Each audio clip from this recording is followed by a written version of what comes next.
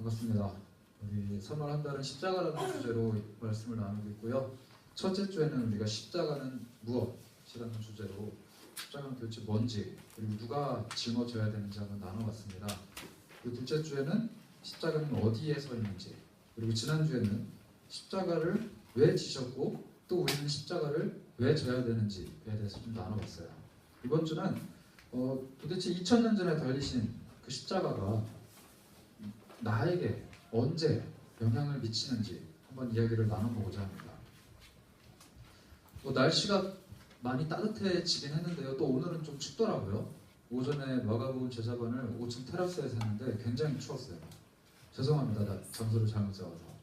날씨가 추워졌다 더워졌다 계속 반복을 하는데 이번 주에 남부지방에는 벌써 꽃이 폈더라고요. 보셨어요 뉴스? 오늘이 3월 27일인데 서울 이번 연도 서울 개화 시기가 오늘입니다. 알고 계셨어요? 오늘 이제 꽃망울이 터지는 날이거든요. 꽃 따위는 나랑 상관이 없다 하시는 지금 표정을 쳐다보시는데 여러분 꽃 구경 좀 가고 그러세요. 재작년이었나요? 우리 1청년부 회장 김하림 자매의 동기가 신입생으로 처음 들어왔을 때 제가 데리고 꽃 구경 갔던 게 엊그저께 같은데 벌써 3년이나 지났어요. 꽃이 3번 폈다 졌네요. 그런데 봄이면은 어김없이 또 다가오는 게 하나 더 있습니다. 꽃도 피긴 피지만 꽃샘추위가 또 다가오죠. 오늘이 꽃샘추위 같은데 이름 좀 예쁘잖아요. 꽃샘추위. 추위가 꽃을 샘는데요. 좀 예쁘잖아요. 꽃샘추위. 한글 참 예쁜 것 같아요. 근데 이름과는 좀 다르게 이 꽃샘추위는 좀 짜증나는 존재이긴 해요. 어제 따뜻한 거 생각해서 오늘 좀 가볍게 입고 나왔는데 되게 춥고 또 어제 또 추워서 오늘 좀 든든하게 입고 나왔더니 또 덥고 굉장히 짜증나는 존재입니다. 날씨가 되게 변덕스럽게 왔다 갔다 하면은 사람들의 생활이 굉장히 번거로워지고 짐이 많아지죠. 그런데 날씨를 곰곰이 묵상하다 보니까 우리 마음도 조금 변덕스러운 것 같아요. 이랬다가 저랬다가 짜장면 좋아했다가 짬뽕 좋아했다가 양념, 프라이드, 반반 이런 거 계속 왔다 갔다 이랬다가 저랬다가 왔다 갔다가 지금 너 갖고 장난하나? 뭐 이런 거. 변덕스러운 우리 마음이 항상 우리 삶을 좌지우지하는 경우들이 종종 있어요. 남녀관계에서 특히 이런 변덕스러운 사람은 구타유발자예요. 남자들끼리는 상관없는데 자매들끼리 이런 변덕스러운 사람은 깊이 대상자죠. 그런데 정말 심각한 변덕이 뭔지 혹시 아십니까? 정말 심각한 변덕? 바로 십자가 앞에서 부리는 변덕입니다. 그런 게 어딨냐? 있습니다. 누가복음 23장을 보시면요, 이 십자가 앞에서 부리는 변덕의 극치를 보여주고 있어요. 누가복음 23장은 예수님이 달려서 돌아가시는 순간을 적어놓은 장입니다. 23장에는요 많은 사람들이 등장하는데 특히 두 강도에 대해서 이야기를 하고 있어요. 예수님 십자가에 달리셨을 때 우편이랑 좌편에 강도가 한 명씩 달리신 거 알고 계시죠? 마태랑 마가는 이 두 강도에 대해서 그냥 짧게 기록해요. 옆에 있던 두 강도도 예수를 욕하더라. 이렇게 이야기합니다. 죽는 그 순간까지 자기 앞에 돌아가신 예수 그리스도가 누군지 모르는 채로 그 예수님을 욕하는 장면만 기록을 해요. 그런데 누가는 조금 특별한 일을 하나 기록합니다. 그렇게 예수님을 욕하던 두 강도 중에 한 명이 마음이 바뀐 거예요. 예수님한테 이렇게 얘기합니다. 마음이 안 바뀐 강도가 이렇게 얘기했어요. 너는 스스로 그리스도라고 말했던 사람 아니냐? 그러면 너와 우리들을 한번 구원해봐라. 너와 우리를 이 십자가에서 한번 끌어내봐라 라고 이야기를 해요. 그런데 여기서 같이 욕하고 있던 그 강도가 무슨 생각이 들었는지 갑자기 마음 돌이켜요. 그리고 이렇게 얘기해요. 야, 너와 나는 지금 여기서 죽을 만한 죄를 지었기 때문에 우리가 십자가에 달려서 죽는 게 합당한 거야. 그런데 이 사람은 했던 일 중에 단 하나도 잘못된 일이 없는 사람이야 라고 이야기합니다. 그리고 예수님께 이렇게 얘기해요. 예수님, 당신의 나라가 임하실 때 나를 기억해 주십시오. 되게 멋있는 고백 같은데 사실 이게 되게 처절한 고백이에요. 예수님, 내가 당신 이렇게까지 인정을 해드렸는데 당신 돌아가셔서 천국 가실 때 나와 함께 들어갑시다 이렇게 당당하게 요구하는 게 아니라 굉장히 조심스럽게 그리고 굉장히 뻘쭘하게 이렇게 얘기하는 거죠. 예수님, 혹시 혹시 천국에 들어가실 때 내가 기억나시거든 나를 좀 데리고 가주세요. 여러분, 죽음을 얼마 놔두지 않은 사람이 얼마나 간절하고 간곡해지는지 아시잖아요. 사형 집행이 얼마 안 남은 사람들, 굉장히 간곡한 마음으로 뭐라도 붙잡지 않습니까? 자신의 생명의 끈이 다해간다는 걸 느끼는 시한부 인생을 살고 계신 분들도 그 짧은 순간이나마 무언가라도 잡아보려고 굉장히 노력을 합니다. 그런데 이 강도, 죽기 직전의 이 강도는 엄청 간절한 그 순간에도 조심스럽게 얘기할 수밖에 없는 거예요. 혹시 기억이 나시면, 혹시 나를 기억하시면 나 좀 데려가 주세요. 여러분, 이 두 강도는 사실 다른 사람이긴 한데요.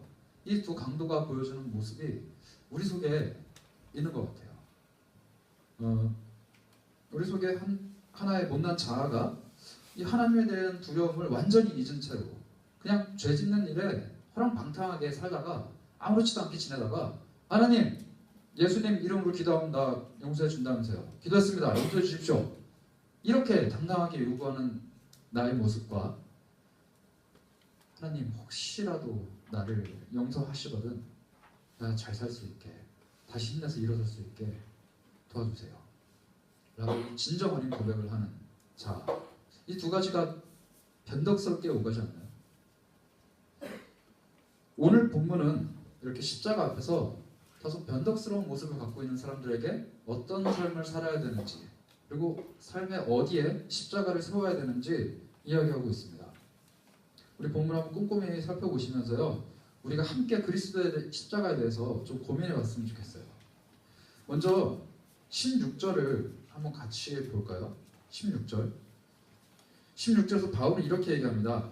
사람이 의롭게 되는 것은 율법의 행위로 말미암는 것이 아니다. 즉 사람이 하나님 앞에서 의롭다, 죄가 없다, 합당하다, 하나님 앞에 완전한 사람이다라고 평가받는 것은 율법으로 되는 게 아니라고 이야기하고 있어요. 율법은요, 사실 구약 백성들에게 제일 먼저 주셨던 하나님의 법입니다. 이 율법을 지키면 하나님의 백성이 될 수가 있고요, 하나님의 공동체인 이스라엘이라는 나라 백성으로 살 수가 있고요, 그것은 곧 하나님의 자녀가 되는 것, 천국으로 가는 것, 그걸 의미했어요. 그래서 하나님의 나라를 가기 위해서 이 율법은 무조건 지켜야 됐습니다. 그런데 사실 이 율법이 완벽한 게 아니에요. 물론 율법은 완벽합니다. 이 율법이 말하고 있는 바대로 살면 하나님의 뜻에 합당하게 살 수 있어요. 그런데 한 가지 문제가 있습니다. 율법에 완벽하다고 해도 이 율법이 말하지 않는 부분들에 있어서 완벽하지 않으면 하나님 앞에 합당하지 않다는 것이죠. 율법이 어찌됐든 글자로 기록되어 있는 것들이기 때문에 맹점이 있는 거예요. 그리고 더 나아가서 율법은 무슨 한계가 있냐면요, 다시 죄를 지으려고 하는 그 사람의 근본적인 문제에 대해서는 전혀 해결 방법이 없다는 거예요. 내가 뭔가 잘못을 했습니다. 그럼 율법은 너 잘못했어 라고 이야기를 해줄 수는 있어요. 그렇지만 네가 이 잘못을 이제 해결했으니 앞으로는 이 잘못을 저지르지 않기 위해 어떻게 살아가야 돼 라는 방법을 제시해 주기에는 약간의 부족함이 있었던 거예요. 더 쉽게 말씀드리면요, 이 율법의 부족함을 위해서 예수님께서 오신 것입니다. 나는 율법을 폐하러 온 게 아니라 율법을 완성하러 왔다. 이게 바로 예수님이 하신 말씀이거든요. 맞습니다. 하나님께서는 율법의 불완전함을 극복하기 위해서, 그리고 나아가서 우리가 갖고 있는 이 죄를 짓는 습성들을 이겨내게 하기 위해서 예수님을 주셨다. 여러분들이 주일학교 때부터 계속 들어왔던 이야기죠. 잘 아시는 대로 그리스도께서 우리를 위해서 대신 죽으셨고요, 부활하셨기 때문에 우리가 이렇게 예배를 드리고 있다라고 우리는 이야기를 합니다. 이사야 53장 5절은 이렇게 말하고 있습니다. 한번 띄워주시겠어요? 이사야 53장 5절입니다.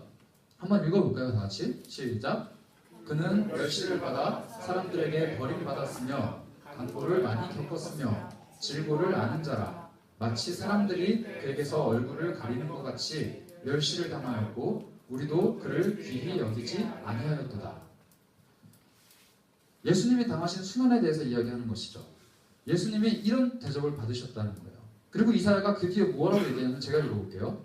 그가 찔림은 우리의 허물을 인함이요 그가 상함은 우리의 죄악 때문이라. 그가 징계를 받음으로 우리는 평화를 누리고 그가 채찍에 맞음으로 우리는 나음을 입었도다. 이 말씀 여러분들이 잘 아시는 말씀이에요. 그리스도께서 우리 대신 채찍질을 당하셨다. 아까 영상에서도 보셨잖아요. 그리스도께서 우리를 위해서 대신 돌아가셨다. 다 알고 있습니다. 그가 돌아가시기 때문에 우리는 허물을 벗었고 그가 상하셨기 때문에 우리는 나았다. 잘 알고 있는 이야기예요. 하나님과 평화를 누리는 가능성을 예수님이 열어주신 거죠. 그리고 나아가서 예수님은 한 가지 더 말씀하셨습니다. 요한복음인데 한번 읽어볼까요? 읽어봅시다. 시작. 영접하는 자, 곧 그 이름을 믿는 자들에게는 하나님의 자녀가 되는 권세를 주셨으니. 네. 예수님의 이름은 자기 백성을 죄의 죄에서 구원할 자. 그러니까 자기 백성들을 죄에서 구원해내는 사람이라는 뜻이에요. 그 이름을 믿는 사람들에게는 하나님의 권세가 된다. 하나님의 자녀가 되는 권세를 갖는다. 라는 말이죠. 다 아는 이야기예요. 그런데 한 가지 문제가 있습니다.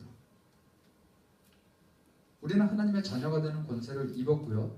예수님은 심지어 돌아가시기까지 했는데 왜 우리 인생은 여전히 죄에 머물러 있을까요? 내가 하나님의 자녀다라고 수없이 고백하는데 왜 내 삶은 죄악의 한복판에 서 있는 걸까요? 왜 여전히 나는 죄를 찾고 죄를 탐닉하고 하나님이 아닌 다른 것을 즐거워하는 걸까요? 그리스도는 힘이 없는 분입니까? 십자가가 부족하기 때문에 내 삶은 여전히 똑같은 것입니까? 십자가 이외에 다른 것이 더 필요한 것일까요? 오늘 우리는 그 질문을 해보려고 합니다. 왜 예수님은 이미 돌아가셨다가 부활하셨는데 왜 나는 여전히 이런 자기 모순에 빠져 있는 걸까요?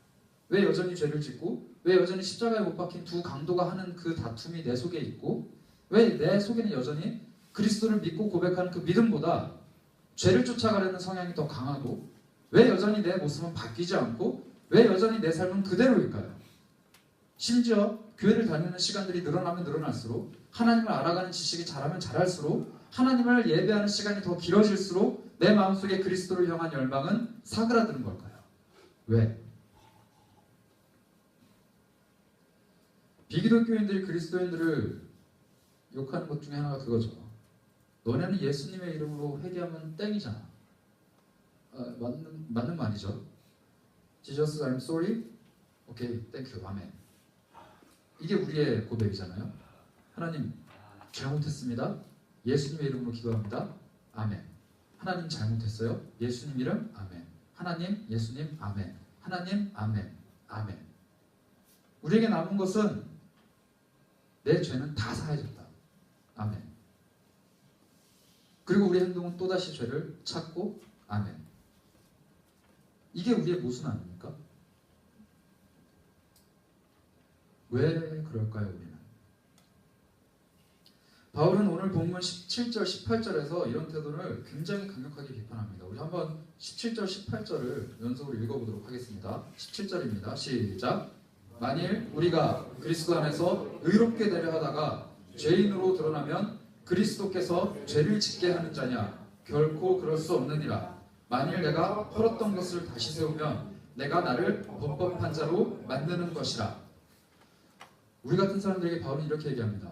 너 그리스도인으로 산다며, 너 하나님의 자녀라며, 너 그리스도 안에서 열심히 노력한다며, 그런데 또 죄를 지어? 그러면 너 죄 짓도록 그리스도가 내버려 두는 거야? 그리스도가 약한 분이야? 그리스도가 너 죄 짓게 내버려 두는 그런 존재야? 라고 질문을 하는 것이죠. 우리가 죄 짓는 것을 질책하는 것 같네요. 그리스도께서 우리를 위해 돌아가심으로써 우리를 구원했는데 우리가 열심히 살아가면서 또 죄를 지어요. 그럼 그리스도의 구원은 도대체 뭐란 말입니까?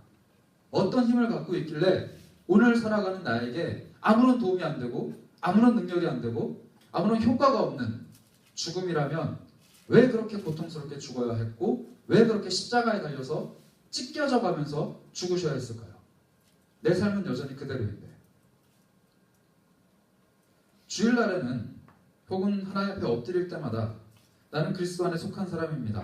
나는 그리스도인입니다. 예수께서 나를 구원하셨습니다 라고 고백하지만 또다시 내 삶에서는 다시 또 뭔가 부족한 결핍된 모습으로 살아가는 것. 여러분, 정말로 예수님은 우리가 죄 짓는 그 상황에서도 우리를 내버려두는 분이십니까? 우리의 연약함을 그대로 방치하는 분이십니까? 우리가 고백하는 나를 사랑하셔서 나를 위해서 목숨을 버리셨다라고 말하는 그 예수님은 내가 죄 짓는 그 순간에 잠시 뒤돌아서서 모른 척 해주시는 그런 분이십니까? 그냥 모르는 척하고 있다가 예수님 저 죄 지었어요. 그래 죄 지었어? 일로 와봐. 내 보혈, 내 십자가 여기 있어. 넌 이제 용서받았어. 이게 여러분들과 제가 바라고 희망하고 꿈꾸는 예수님의 모습일까요? 참 비천한 모습인 것 같습니다. 여러분, 이 질문에 바울이 스스로 던진 이 질문에 대한 해답을 19절에서 이렇게 얘기합니다. 바울 자신의 삶을 들어서 이렇게 얘기해요. 제가 읽어보겠습니다. 19절입니다. 내가 율법으로 말미암아 율법에 대해서 죽었나니 이는 하나님에 대하여 살려 합니다. 여러분, 바울은요 율법에 대해서 죽었다라고 합니다. 하나님이 정하신 법에 대해서 나는 이제 소망이 없다. 나는 죽은 목숨이다. 이렇게 얘기하는 거예요. 하나님이 정하신 법이 뭡니까? 십계명, 살인하지 말라, 부모님을 공경해라, 이웃의 것을 거짓 증거하지 말고 탐내지도 말고 이런 것들. 혹은 더 나아가서 간음하지 말아라. 근데 하지 말되 마음속에 음란한 생각도 품지 말아라. 형제를 미워하지 말아라. 이런 것까지도 지키는 것. 그런 율법들 앞에서 내가 죽었다라는 거예요. 나는 더 이상 율법 앞에서 산 사람이 아니라는 거죠. 율법에 대하여 그리고 율법 때문에 나는 죽었다라는 거예요. 이게 도대체 무슨 고백입니까? 율법에 대해서 죽었다라는 게 도대체 무슨 말이냐는 거예요. 바울의 인생을 좀 살펴보면 우리가 알 수 있습니다. 여러분, 갈라디아서 1장을 한번 보시겠어요? 갈라디아서 1장 13절 14절입니다. 바로 앞장인데요. 바울이 갈라디아 교회에 자기를 소개하는데 13절 14절 보면 자기의 과거를 좀 이야기를 해요. 13절부터 14절을 한 목소리로 한번 읽어보도록 하겠습니다. 읽어보겠습니다.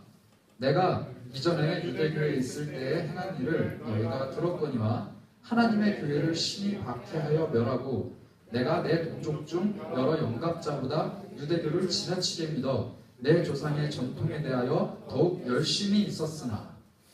여러분 잘 아시죠? 바울이 처음에는 예수님 안 믿었어요. 그래서 기독교인들을 잡아 죽이러 다녔죠. 기독교인들을 잡아가지고 유대인들한테 넘겨줘서 그 사람들을 죽게 만들었습니다. 바울은 심지어 스데반 집사님이 순교하실 때 옷을 맡아뒀던 사람이에요. 내가 증인 서겠다. 이 사람 죽는 거는 당연한 결과다라고 증인 서겠다고 옷을 맡아뒀던 그 사람이에요. 그런데 이 사람이 유대교에 얼마나 열심히 있었는지 자기 그 동족들 중에서 나보다 나이가 훨씬 많은, 나보다 훨씬 선배님들보다도 더 유대교를 잘 알고 더 율법을 잘 알고 내가 이걸 지키기 위해 더 부단히 노력했다라고 이야기를 하는 거예요. 사도행전 22장 3절을 한번 띄워주시겠어요? 이게 바울의 자기소개 또 다른 내용인데 제가 한번 읽어보겠습니다. 나는 바울이거든요. 나는 유대인으로 길리기아 다소에서 났고 이 성에서 자라서 가말리엘의 문화에서 우리 조상들의 율법에 엄한 교훈을 받았고 오늘 너희 모든 사람처럼 하나님께 대하여 열심히 있는 자라. 이 사람은요 그냥 율법을 쫓아갔던 게 아니라 가말리엘이라는 아주 당대 유명했던 율법 학자의 밑에 들어가서 제자를 했던 사람이에요. 바리새인 같은 거죠. 율법을 배우는데 그냥 배우는 게 아니고요 신학교에 들어가서 배운 사람이에요. 이 사람이 다른 누구보다도 율법을 열심히 쫓아갔던 사람입니다. 그런데 이 사람이 오늘 갈라디아서에서 이렇게 얘기하는 거예요. 율법 앞에 나는 죽었다. 내가 그렇게 잘 알고 평생 쫓아왔던 그 율법 앞에 나는 이제 죽었다는 거예요. 이건 무슨 말입니까?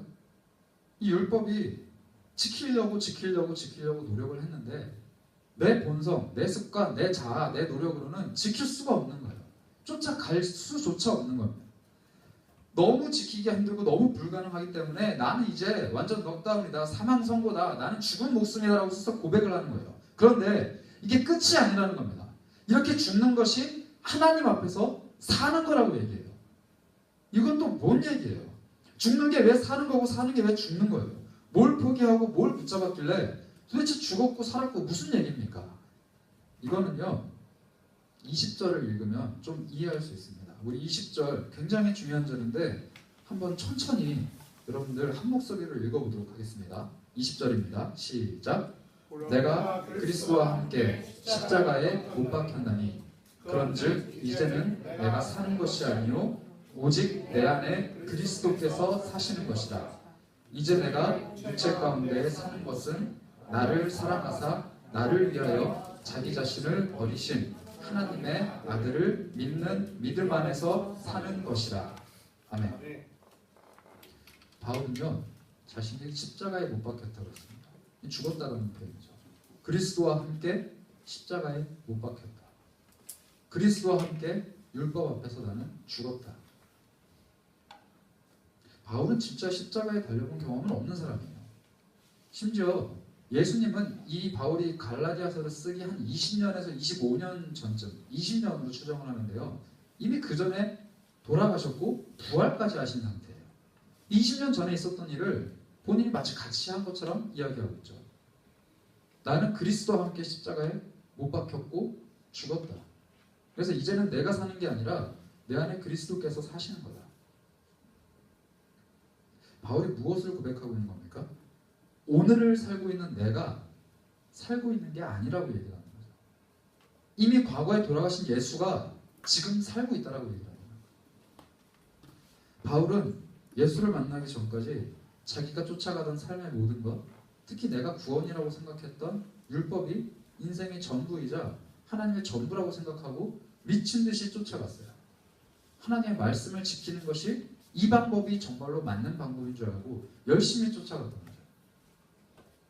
그런데 예수라는 사람을 믿는 사람들이 등장합니다. 어리석은 기독교인들이죠. 그 사람들이 예수가 부활했다고 하는 거예요. 믿을 수가 없었어요. 그래서 물어봅니다. 부활했으면 좀 어디 있는데 보여줘봐. 근데 이제는 심지어 하늘로 올라갔다는 거예요. 뻥을 쳐도 유문수지. 사람이 죽었는데 어떻게 다시 살아나며 어떻게 부활을 한 사람이 다시 하늘로 올라갑니까? 그걸 믿는 사람들이 바보 같은 거예요. 하나님을 버리고 예수를 믿는 게 바보 같은 거예요. 그래서 예수 믿는 사람들을 잡아들이기 시작했습니다. 그런데 여러분도 잘 아시다시피 예수님을 믿는 사람들을 붙잡으러 가는 길에 호련히 예수님이 그에게 나타나십니다. 그리고 말씀하시죠. 왜 나를 박해하니? 이렇게 예수님을 만난 바울은요. 자기 인생이 송두리째 바뀌게 된 거예요. 예수를 믿게 된 거죠. 예수를 알게 되고 만나게 되니까 내가 지금까지 알고 지내왔던 율법이 더 이상 의미가 없구나라는 것을 알게 된 거예요. 그래서 이제는 율법이라는 표현, 즉 예전에 내가 예수 만나기 전에 믿었던 그 모든 것들, 내가 추구했던 그 모든 것들 앞에서 나는 죽었다라는 거예요. 율법에 대해서 죽었다라는 이야기는 바울이 예수를 믿기 전에 자기가 살아왔던 모든 삶을 부정하는 겁니다. 자기는 율법을 쫓아가는 게 모든 것이 다인 줄 알고 쫓아갔던 삶이 자기가 예수 믿기 전에 삶이었어요. 그 모든 삶은 이제 죽었다. 그때 바울은 없다. 그 시점을 계기로, 그 시점을 기준으로 이제는 예수만이 살고 나는 죽었다라고 고백을 하는 거죠. 이게 바로 바울이 율법에 대해서 내가 죽었다라고 얘기하는 거예요. 그런데 그 과거의 나를 죽인 그 바울의 행동이 하나님 앞에서 사는 것이라 얘기합니다. 하나님 앞에서 제대로 살아가는 것이 옛날에 나를 죽이는 것이라고 얘기를 하는 거예요.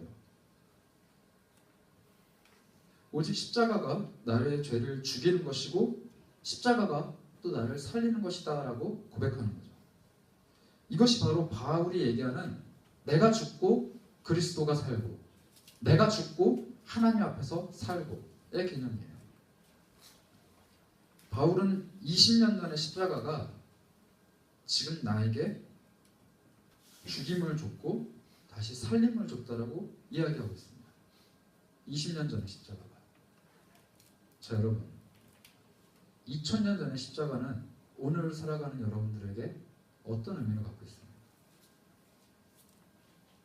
바울은 예수 그리스도의 십자가를 본 적이 없는 사람이에요. 바울은 그리스도의 부활조차 본 적이 없는 사람이에요.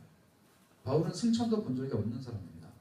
바울은 심지어 살아계셨을 때 예수의 얼굴조차 본 적이 없는 사람이에요. 그런데 바울은 자기가 본 적도 만진 적도 들은 적도 대면한 적도 없는 예수가 20년 전에 죽은 그 예수가 나를 지금 죽였고 지금 살렸다라고 이야기하고 있어요. 우리와 다른 게 뭡니까? 우리도 예수님 본 적 없잖아요. 만진 적 없고 들은 적 없고 관찰한 적도 없고 그 못자국에 천자국에 손가락을 넣어본 적도 없습니다. 그런데 2000년 전에 돌아가신 예수가 오늘 여러분들에게는 어떤 의미입니까? 바울은 이제 고백합니다. 이제는 내가 사는 게 아니다. 내 안에 그리스도께서 살아가시는 것이다. 예수를 만난 이후의 삶이 더 이상은 나 혼자 살아가는 것이 아니라 그리스도와 함께 동행하고 내 속에 계신 그리스도가 살아 움직이는 생명 있는 삶이라는 것을 고백하는 거예요. 그리고 그가 이어서 고백합니다. 이제 내가 육체 가운데 사는 것은 믿음 안에서 사는 것이다. 여러분, 바울은요 그리스도를 만난 이후에 내 육체에서 떠났다라고 얘기하잖아요. 육체는 뭐죠? 여전히 죄를 짓는 것을 좋아하고 여전히 예수가 아닌 다른 것 쫓아가는 거 좋아하고 여전히 음란한 것, 여전히 가증스러운 것, 여전히 말도 안 되는 더러운 것들을 쫓아가는 것을 좋아하는 존재예요. 그런데 여전히 거기에 살고 있어요. 바울은.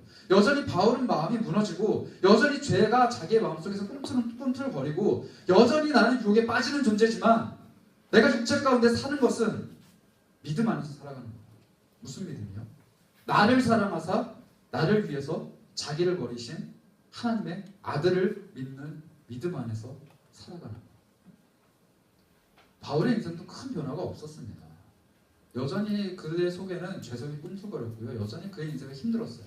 그런데 예수를 만난 이후에 바울의 고백은 뭔지 아세요? 나는 이제 똑같은 육체 안에 거하지만 똑같이 죄 안에 거하지만 나는 오늘도 여전히 무너지지만 나는 오늘 또 죽고 오늘 또 십자가 앞에서 살고 오늘 그렇게 살아나신 예수가 다시 내 안에 살아있는 것, 그게 내 삶이다라고 고백하는 거예요. 여러분, 십자가가 언제 세워졌느냐라고 물으신다면 2000년 전에 세워졌다고 얘기할 거예요. 그런데 그 십자가가 도대체 무슨 의미가 있냐라고 물어보신다면 2000년 전이 아니라 오늘 살아가는 내 삶에서 매일매일 세워지기 때문에 의미가 있는 거예요. 우리가 십자가 앞에서 변덕을 부립니다. 죄를 지어요. 내 스스로가 나를 봐도 혐오스러울 만큼 뻔뻔한 이야기들을 늘어놓고 다니죠. 그런 행동들을 하고 다녀요. 그런데 모든 것을 다 아는 그리스도께서 왜 침묵하십니까? 오늘 다시 내 인생에 십자가가 서기를 바라시는 거예요. 여러분, 십자가에 못 박힌 강도가요, 그렇게 뻔뻔스럽게 예수님을 방금 전까지 욕하던 그 강도가요, 마음에 무슨 생각이 들었는지는 모르겠지만 예수님께 아주 비참하게 그리고 아주 조심스럽게 나를 기억해 주시겠습니까? 라는 말 한마디에 예수님은 이렇게 대답하십니다. 오늘 내가 나와 함께 낙원에 있을 것이다. 여러분, 예수님은요 다른 질문을 안 하세요. 너 이제 잘 깨달았니? 이제 내가 필요한 거 알겠니? 너가 얼마나 죄 있는지 알겠니? 이런 질문을 하시는 게 아니에요. 나를 기억해 줄 수 있겠습니까? 라는 이 질문에 넌 오늘 나와 함께 낙원에 있을 거야. 예수님은 그렇게 그 사람과 함께 같이 죽으셨어요. 비록 죽을 만큼 큰 죄를 지은 악인이었지만요, 그 사람은 자기 인생을 송두리째 다 날려먹었지만요, 예수를 만난 그 짧은 한순간 같이 피 터지게 그 십자가에 달려서 죽어가는 그 한순간에 예수님께 집중했고 그에게 짧은 고백 한마디로 낙원을 약속받은 거예요. 여러분, 우리 인생은 이 강도보다 좀 낫지 않습니까? 여러분, 지금 십자가에 매달려 있는 건 아니잖아요. 우리가 비록 죄악의 한 가운데 서 있는 것처럼 수치스러울 때가 있을 수도 있지만 십자가에 달려서 죽어가는 형편은 아니잖아요. 우리가 그렇게 큰 죄를 지은 건 아니잖아요. 두려워할 필요가 없을 것 같지 않습니까? 예수님께 간구하는 것, 다시 내 죄를 맡겨드리는 것. 여러분, 코끼리라는 동물이 있어요. 여러분이 실제로 보지 못하신 분들 좀 계실 것 같아요. 코끼리가 우리나라에는 안 살거든요. 저는 코끼리를 봤어요. 코끼리 못 보신 분들을 위해서 제가 좀 설명을 드릴게요. 코끼리는요 굉장히 거대한 동물이에요. 거의 우리 교회만 해요. 진짜예요. 이 코끼리는요 힘이 굉장히 세요. 그래서 코끼리가 발로 이렇게 꽁 밟으면 차가 막 뽀개져요. 코끼리는 굉장히 똑똑한 동물이에요. 제가 검색해보니까 IQ가 한 60에서 65 정도 된다 그래요. 여러분 코끼리가 그림 그리는 거 혹시 보신 적 있어요? 인터넷에 한번 검색해보세요. 장난 아니에요. 물론 사람이 조절해서 이렇게 같이 그리는 거긴 한데 코끼리는 그림도 그릴 줄 알고요. 공놀이도 할 줄 알고요. 수영도 하고요. 사람이랑 같이 지내요. 그런데 이 코끼리가 얼마나 똑똑한지 제가 어제 검색하다가 한 이야기를 발견했는데 장난 아닙니다. 어떤 원주민이 바나나 농장을 하는 사람인데요. 바나나가 없어지는 거예요, 밤에. 그래서 그걸 발견해가지고 무슨 일인지 주변을 살펴봤더니 코끼리가 굉장히 크다고 했잖아요. 굉장히 큰 발자국이 있는 거예요. 사람보다 큰 발자국이. 근데 그 사람은 코끼리를 키웠거든요. 5마리나. 이 5마리 중에 한 마리구나 라고 심증이 생기기 시작했습니다. 그런데 계속 훔쳐먹는 거예요. 그래서 이 사람이 코끼리 5마리의 목에 종을 걸었어요. 다 각기 다른 소리가 나는 종으로. 그 코끼리들이 낮에는 종을 딸랑딸랑 거면서 좋아가지고 돌아다니는 거예요. 신나게 장난도 치면서 서로 코끼리 종을 막 이렇게 쳐가면서 코로. 코끼리는 코를 쓸 줄 알아요, 여러분. 코로 막 이렇게 뭐 잡고 이래요. 안 보신 분들은 못 믿을 거예요. 코끼리는 코로 음식도 먹습니다. 그런데 밤에 이 사람이 농장 한가운데 누워서 잤어요. 종소리가 들리면 깨려고. 종소리가 안 들리는 거예요. 근데 그 다음날 보니까 어김없이 바나나가 또 없어졌습니다. 너무 화가 나는 거예요. 그래서 그날은 코끼리를 쫓아다니기 시작했어요. 몰래. 그런데 그날 낮에도 계속 코끼리는 밤을 딸랑딸랑 거리면서 아무렇지도 않게 놀다가 저녁에 해가 점점 지니까요.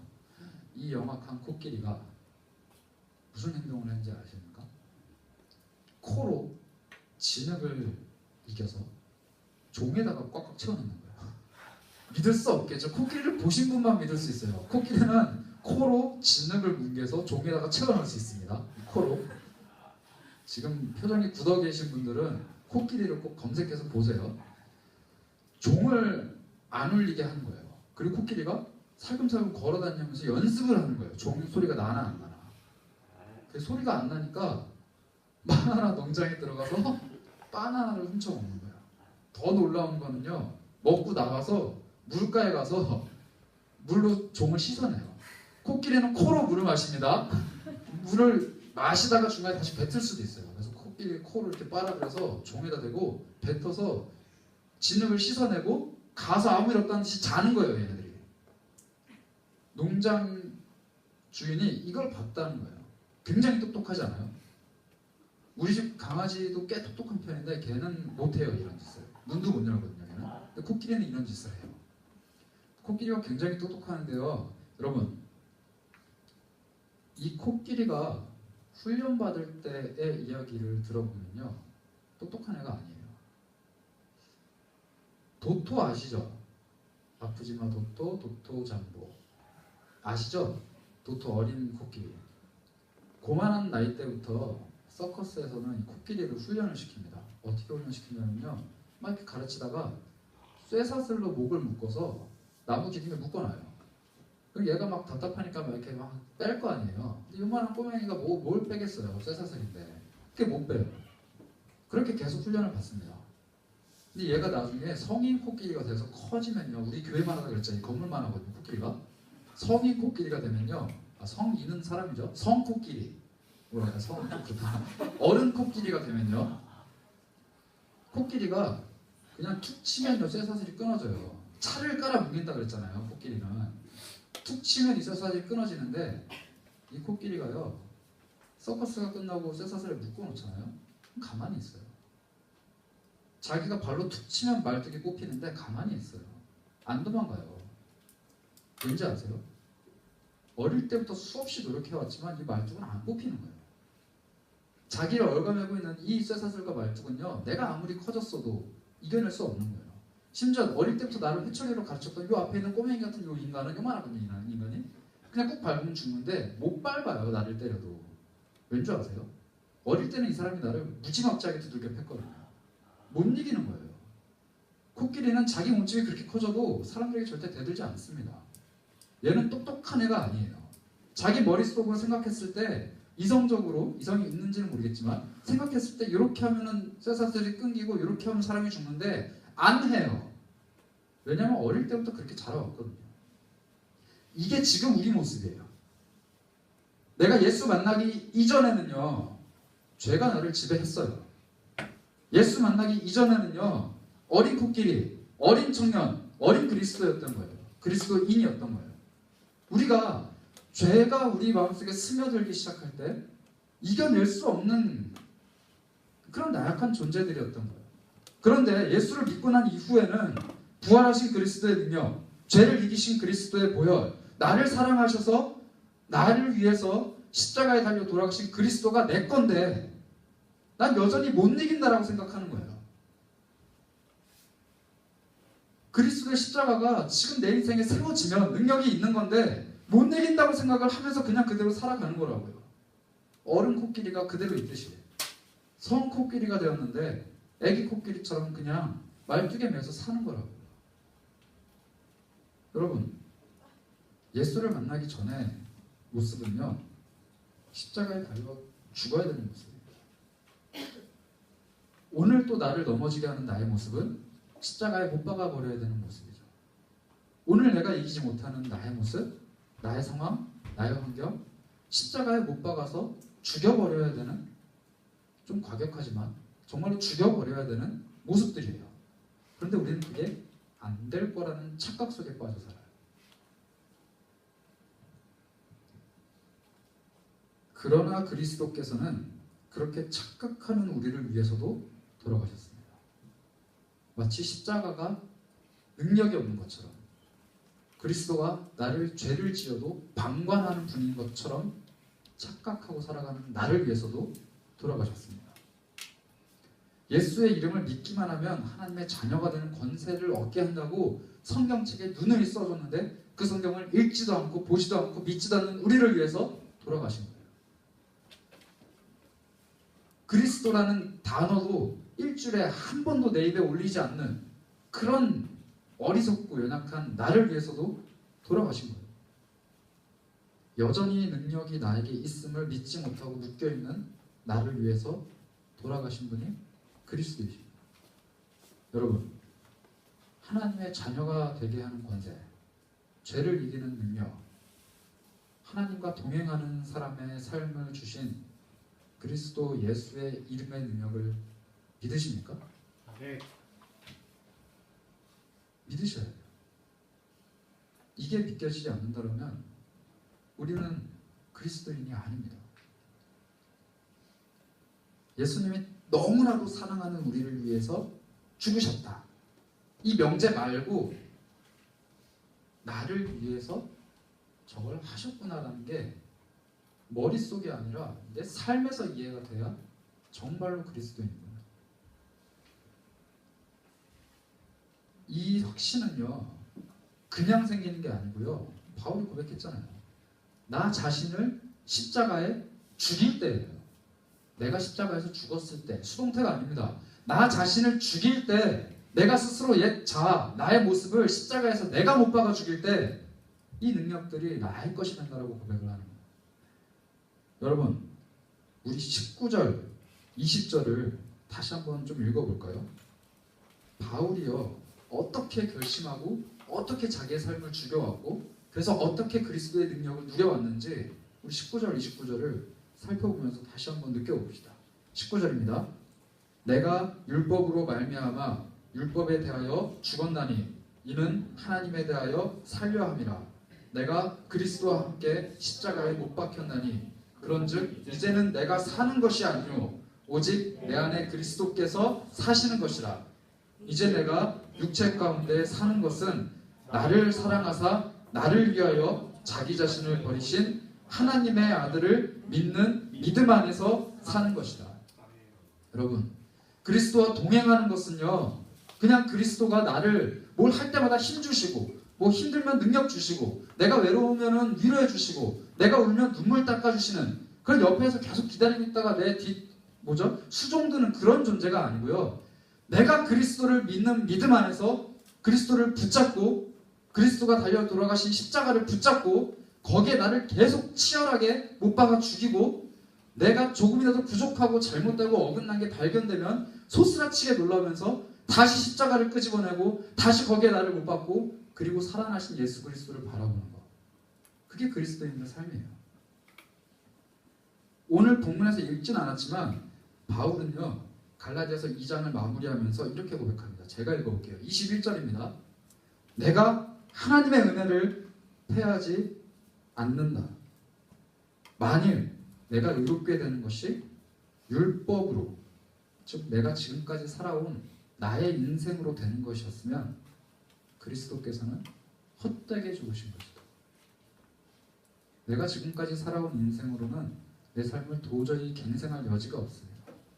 그리스도께서 헛되게 죽으신 거는요, 내가 지금까지 살아온 내 옛날의 삶을 붙잡고 있는 게 정말 그리스도께서 헛되게 죽으신 거예요.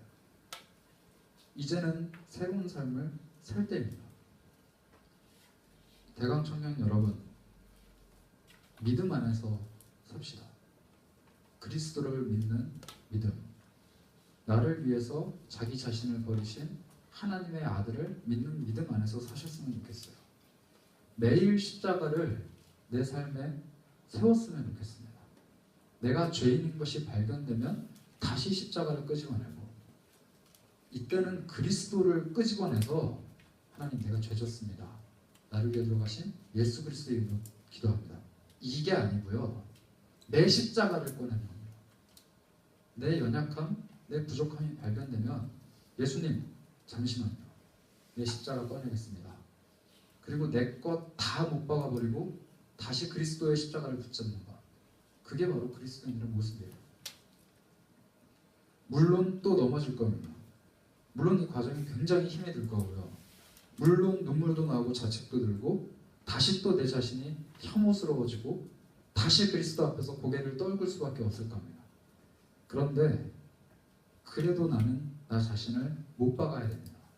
이게 내가 죽지만 하나님 앞에서 사는 것이고요. 그리스도를 믿는 믿음 안에서 사는 방법입니다. 여러분, 그리스도께서 죽으신 그 죽음이 헛되지 않았으면 좋겠습니다. 그리고 그리스도께서 부활하신 그 놀라운 영광이 남의 것이 되지 않았으면 좋겠어요. 우리 것, 아니 내 것. 그리스도께서 우리가 다시 죄를 지을 때마다 그냥 내버려 두시는 그런 연약한 존재로 전락하지 않았으면 좋겠습니다. 내가 죄를 지을 때마다 그리스도께서는 다시 한번 넓으신 품을 열어주시고 십자가에 못 박고, 나 자신을 십자가에 못 박고 정말 괴로운 마음으로 터벅터벅 걸어오는 나를 안아주시는 그런 놀라운 하나님의 아들이 되었으면 좋겠어요. 우리의 삶에 십자가를 세우는 것 분명히 우리가 해야 될 일입니다. 그러나 그 십자가를 정말로 십자가 되게 만드는 것, 그리고 우리를 정말로 하나님의 자녀가 되게 만드는 것은 나를 다시 이렇게 세우시고 나를 도우시고 나의 비어있는 잔을 채우시는 우리 그리스도께서 하실 일입니다. 우리 이런 그리스도를 바라보며 하나님을 신뢰하는 대강청년이 됐으면 좋겠습니다. 오늘은 그리스도께서 부활하신 날입니다. 그리스도의 부활은 반드시 그리스도의 죽음이 있었어야 가능한 일입니다. 그리스도께서는 부활하시기 위해서 돌아가셨습니다. 그리고 부활은 우리를 살리는 힘입니다. 그냥 그리스도가 하나님의 아들인 것을 증명하기 위해서 부활하신 게 아닙니다. 그 부활은 우리의 것입니다. 그런 부활을 기뻐하는 우리 대강 청년이 됐으면 좋겠습니다. 잠시 기도하도록 하겠습니다.